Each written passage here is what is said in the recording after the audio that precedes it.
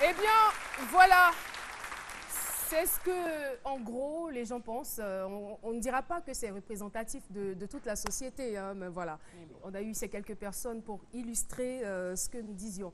Sur ce plateau, nous allons recevoir notre invitée témoin. Elle est secrétaire, une secrétaire particulière, une secrétaire pas comme les autres. Pas que nous jetons le discrédit sur les autres, hein, mais elle a ce quelque chose, ce petit quelque chose qui fait la différence qu'elle va nous partager aujourd'hui. Madame Hortense Trazier est avec nous et nous la recevons comme il se doit.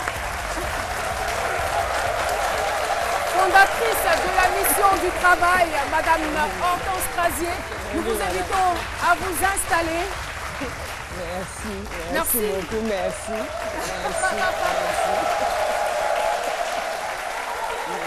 Alors, merci d'avoir répondu à notre invitation. On est très, très content de vous avoir sur ce plateau. C'est moi qui vous remercie. Alors, on parle aujourd'hui de secrétaire. C'est vrai que quand on part dans les bureaux, on voit la secrétaire, on la voit à son poste, mais est-ce qu'on connaît véritablement? Dites-nous aujourd'hui, puisque l'occasion vous est donnée, quelles sont les tâches assignées à ce poste de responsabilité? La secrétaire, c'est une présence. C'est une présence. Et si on veut dire un mot plus précis, c'est l'impresario du service. C'est en dehors de la dactylographie, de présenter un texte, un courrier qui est l'image de l'entreprise, un courrier sans faute, un courrier propre, un courrier beau, un courrier esthétique. En dehors de ça, elle est vraiment la cheville ouvrière, celle qui fait qu'il n'y a pas de contretemps, il n'y a pas de faux temps, il n'y a pas de temps désordonné. C'est vraiment celle qui veille à ce que le temps imparti du travail soit le plus efficace possible. Parce que, comme on le dit,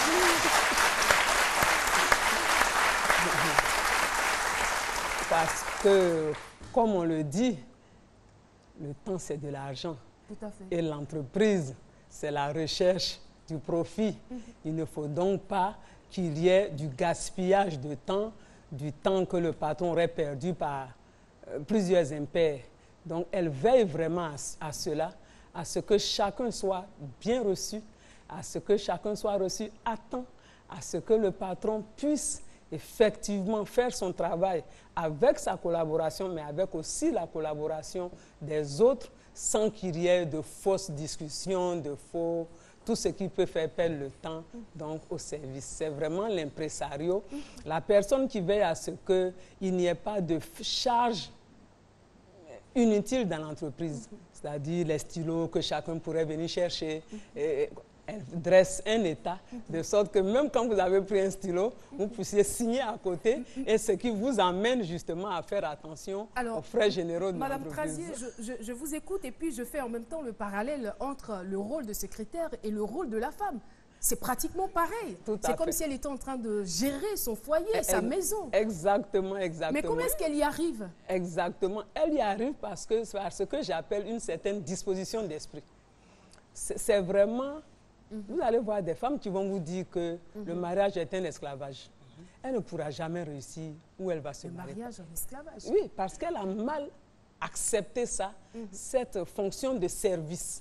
Puis vous allez voir d'autres pour qui vraiment il n'y a rien de plus passionnant de partir tout petit avec quelqu'un et d'arriver justement à ce qu'on dise derrière un grand homme, il y a une grande dame.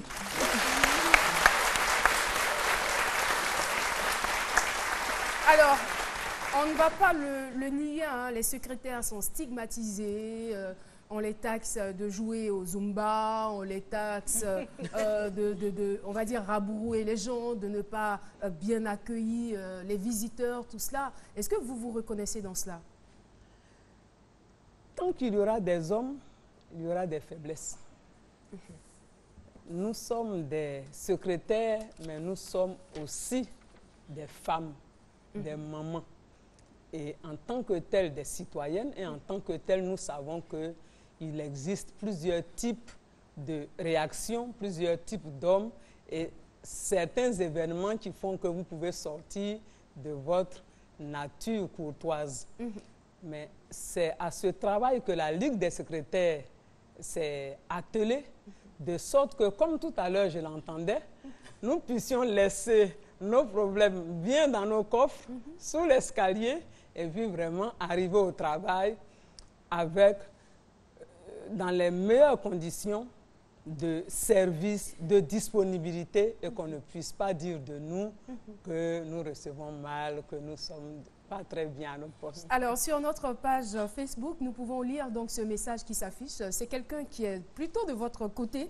Longtemps méprisé en entreprise, il faut reconnaître que la secrétaire est un pilier très très important et un pilier très important dans la vie d'une entreprise. C'est bien cela. Tout à fait. C'est ce que vous disiez à l'instant. Tout à fait. Et quand nous disons informel, on est dans l'informel, on pense que c'est un État qui est là, peut-être même pour les Africains. Notre économie est informelle à 80%. Et puis on croit que ça doit rester comme ça. Non. C'est le fait que justement, il n'y a pas les ingrédients qui sont tenus par la secrétaire, par une organisation administrative qui emmène cette initiative de base à progresser et à sortir de ce qui est sans forme, qu'on appelle l'informel, pour arriver à ce qui a une forme qu'on appelle l'entreprise classiquement reconnue et mieux organisée. C'est pour ça qu'il est très, très, très important, justement, que le secrétariat soit vu comme indispensable dans la croissance de l'entreprise, de l'initiative dans la croissance. Vous pouvez faire la ferronnerie, mais tant qu'il n'y a personne, ou même comme moi, vendre des pagnes, mais tant qu'il n'y a personne pour organiser, pour classer, pour garder, pour conserver, vous allez rester dans votre état d'informel. Et je veux dire qu'avec la fin de votre vie, c'est la fin de l'entreprise. On ne verra pas l'entreprise qui traverse les générations comme ailleurs. On voit qu'on dit telle entreprise fait ses 150 ans, par exemple, d'existence. C'est cela. Philo? Oui, voilà. Non, juste très bien pour dire que c'est ma secrétaire. Si je suis chef d'entreprise, vous acceptez d'être ma secrétaire. Et officiellement. Avec beaucoup de joie. Voilà. Et donc, vous savez, nous, les secrétaires, c'est ça, hein. La confidence, ça fait que les gens pensent qu'il y a l'intimité aussi qui vient dedans. Sinon, il n'y a rien entre nous, les patrons, puis les secrétaires. Voilà. Non, il n'y a rien. Vous répondez. Maintenant, j'ai envie de vous poser une question. Bon, là, je sors maintenant du cadre du patronat. Maintenant, je suppose que vous êtes chrétienne, croyante. Le patron vous dit, dites que je ne suis pas là, alors qu'il est dedans là-bas. Et puis, un vendredi saint, un jour comme ça, là.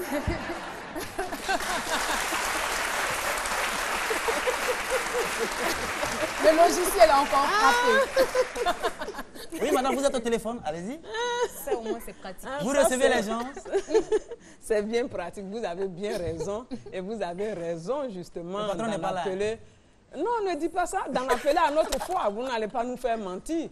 Parce qu'on n'a pas fait de diplôme pour être des sacrées menteuses, pour reprendre que nous sommes dans un vendredi saint. Donc,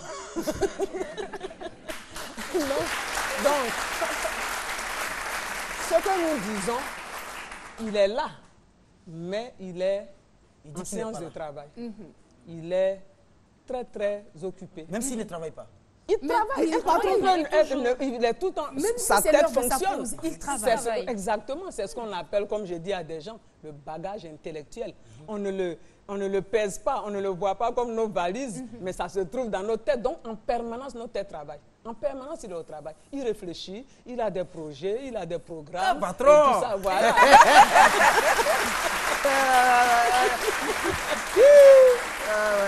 Mais justement, nous, on a fait notre petite enquête sur vous et nous nous sommes rendus compte que vous aviez quelque chose de particulier. Et tout le monde était unanime là-dessus. En tout cas, elle, c'est une secrétaire qui faisait beaucoup plus qu'on ne lui demandait. Sur quelle base vous vous appuyez pour faire cela? Je pense que... J'ai l'impression que ça vous emmène loin dans les souvenirs. Hein? Oui, loin, et c'est beaucoup vraiment, de choses qui défilent comme ça devant loin vous. dans les souvenirs. C'est pour ça que quand on parle de secrétariat, on parle de tandem. De tandem. De tandem. L'équipe qui doit être en accord. Si le patron apprécie d'être déchargé, et il faut qu'il apprécie. Et j'ai envie de dire, ce tandem, il va jusqu'où? Oui, ce tandem va jusque à gérer tout ce qui le concerne. Quand je parle d'impresario, c'est ça.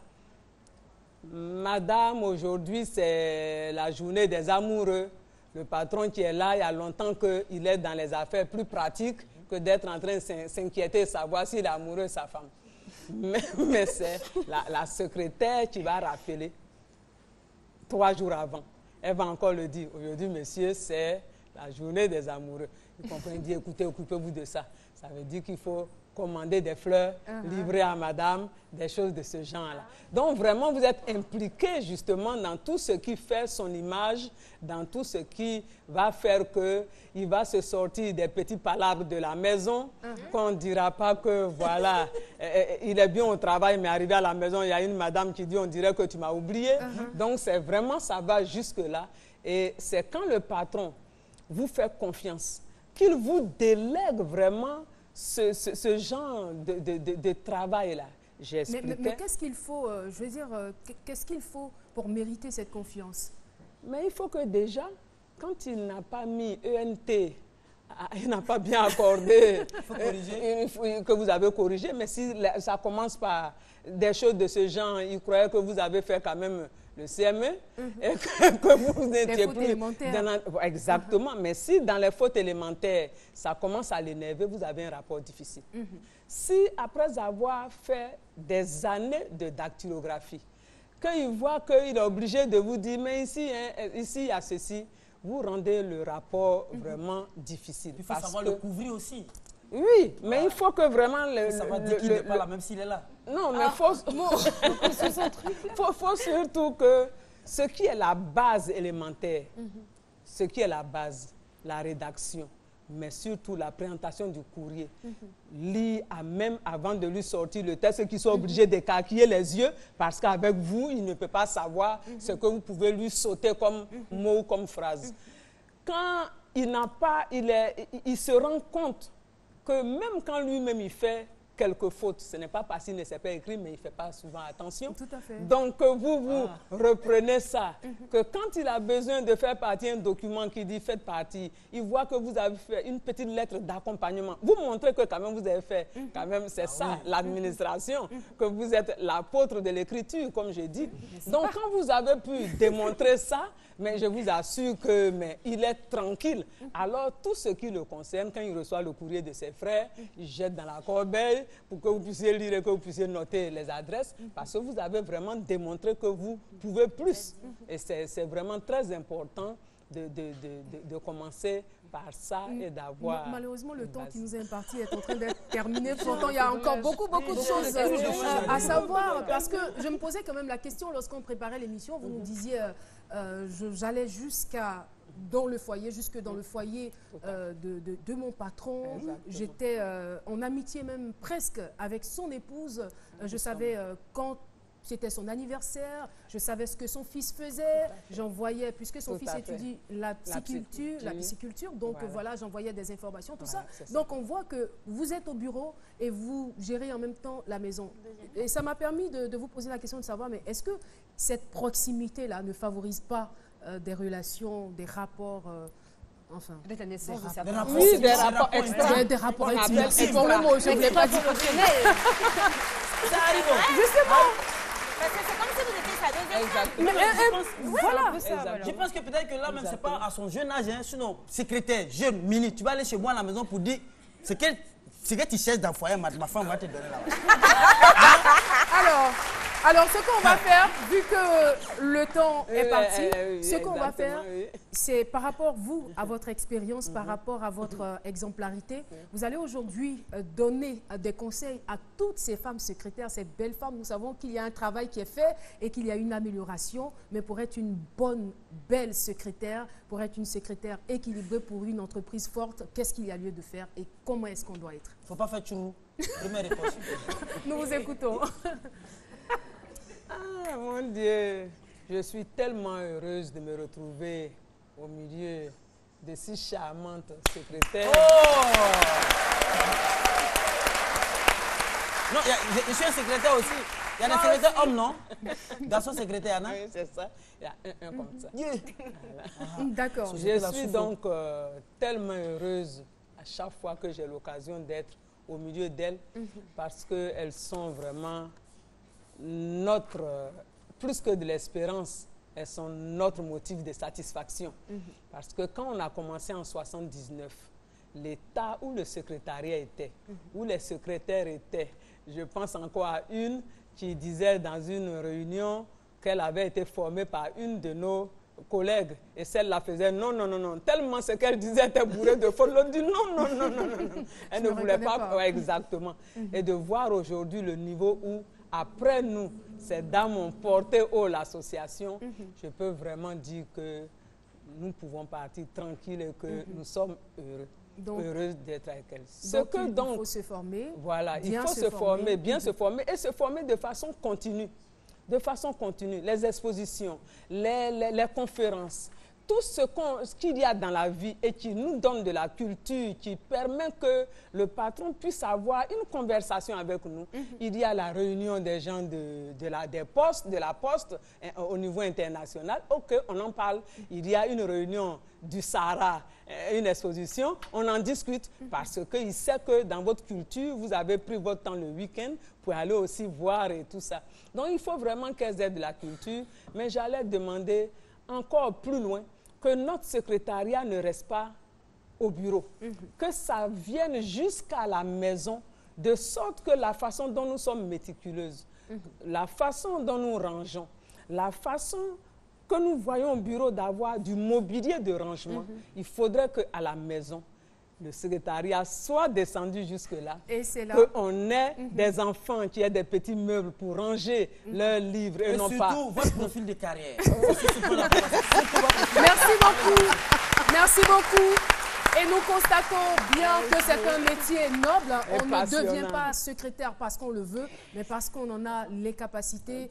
Et voilà, nous voulons profiter donc de cette journée, de ce jour et surtout de ce plateau pour vous souhaiter une très bonne fête, vu que nous sommes aujourd'hui la 15e édition de la Journée internationale de la secrétaire.